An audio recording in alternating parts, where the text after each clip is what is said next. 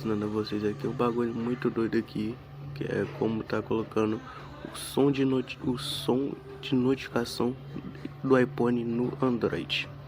Deu pra vocês entenderem? Se vocês não entenderem, vocês vão entender já já, quer ver? Ó, ó.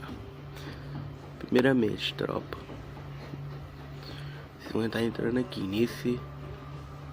nesse site aqui. Esse site aqui vai estar na descrição do vídeo, e o link também para vocês copiar do som do iPhone também vai estar na descrição do vídeo. Aí ó, entrou no link. Aí ó, vocês pegam o link do iPhone, copia, entra nesse site aí, cola aí e aperta em download. Ó, já tá aqui ó.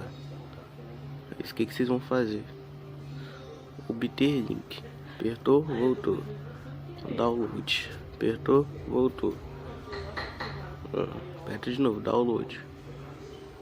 Ó, vocês vão ver que já fazendo download concluído. Abrir, ó, tá vendo aí?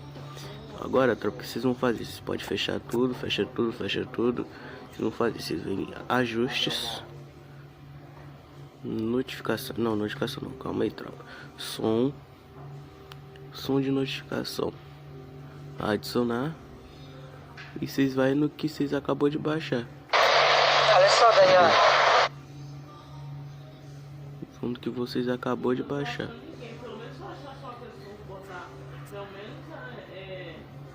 Aqui, ó. Eita. Aí, ó, pronto. Aí tem dois, ó.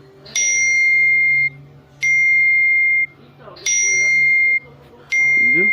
Aperte em aplicar e vai estar aplicado. É muito fácil, tropa, muito fácil mesmo. Beleza? Se vocês curtiram o vídeo, deixa o like, se inscreve no canal. É nóis. Tamo junto, família.